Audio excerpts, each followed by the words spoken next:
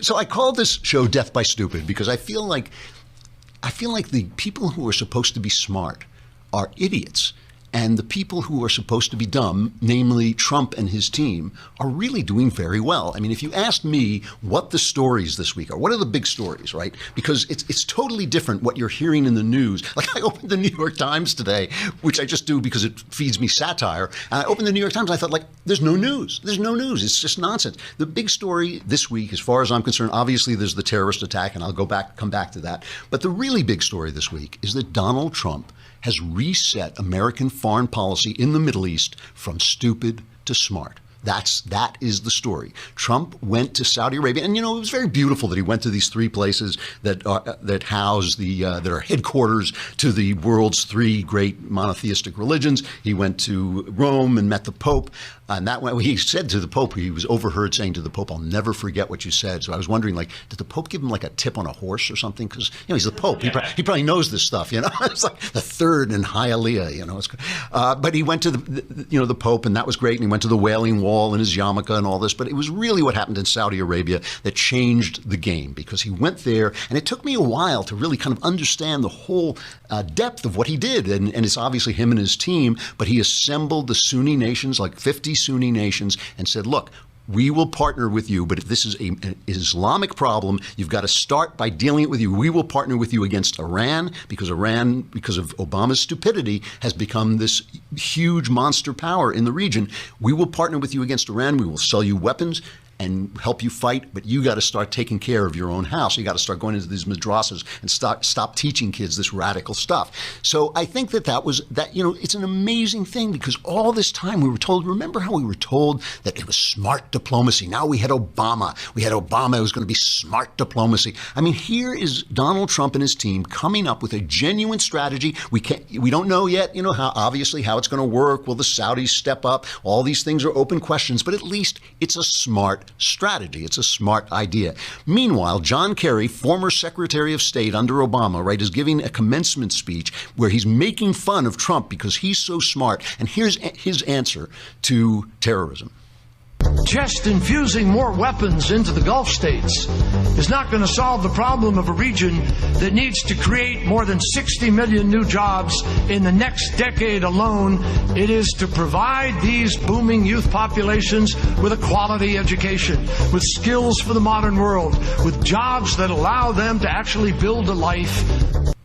So it's jobs. It's not that they don't have a motive for killing. They just want jobs. It's just their little ways, like those big sad eyes. They're just, when they blow up children in Manchester, it's just their little way of saying, we need a job. It's just their way of saying. So people, anybody with any sense, this is the guy, remember, we were told how smart, how nuanced he was, and what an idiot Donald Trump is. And meanwhile, Trump has come up with an actual strategy in the Middle East, or at least his team has, and John Kerry is still peddling this nonsense. And when people buried their face in their hands at John Kerry, this is him defending himself.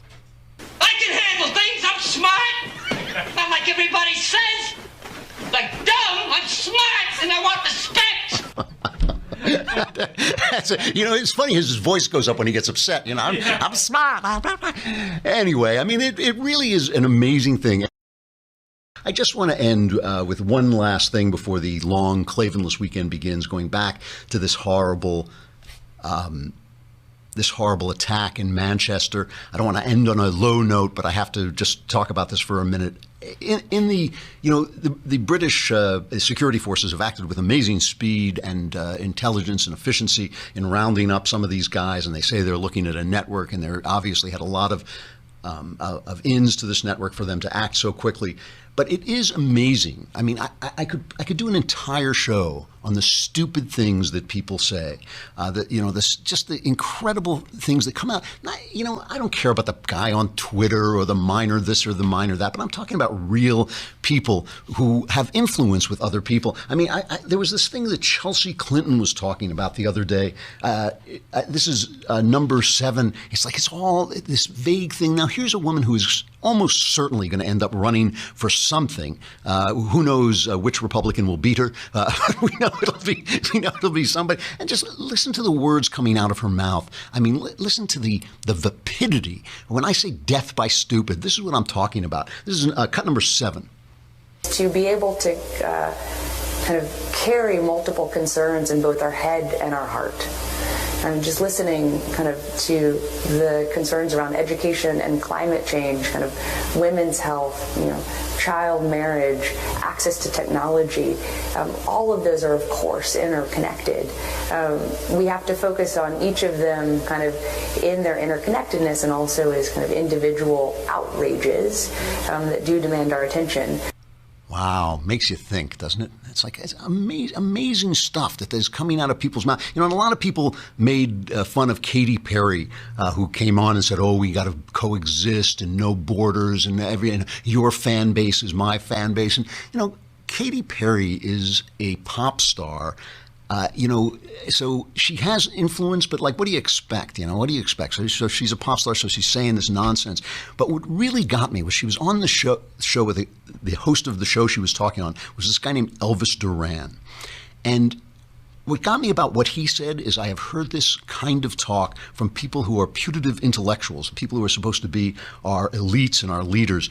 I just want you to hear Elvis Duran's response to Katy Perry, because it really is amazing.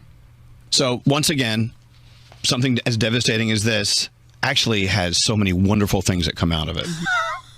That's I will retire to Bedlam. There's so wonderful things. I wonder what wonderful thing is coming out of for the 8-year-old girl whose life was ended. That is a failure to understand. It's a failure to understand that the people who die in these atrocities are just as real as you are, that their inner lives are just as precious, that the network of love around them is just as precious as everything you have. And what would you think? What would you think if you were blown to kingdom come and somebody said, it's tough, old Elvis is gone, but something really beautiful has come out of it? Like what? A potted plant? Come on. This is a genuine threat. This is genuine evil. It needs serious people doing serious stuff. Donald Trump, and you have heard me go off on Trump, and you've heard me criticize him even yesterday. Donald Trump is actually coming up with a strategy to fight this. We don't know if it will work yet, but at least it's a strategy. At least it is putting aside what we had for 8 years, which was stupid. It was stupid. I don't care how nice his suits were. I don't care how well Obama spoke. I don't care what words he knows. I don't care what colleges he went to. Same is true of the knucklehead row that is the op-ed page of the New York Times. We will die by this stupidity. We will die by this stupidity. We need smart. And smart does not look like a good suit and a good college education. It looks like smart. It looks like using common sense and logic to go forward.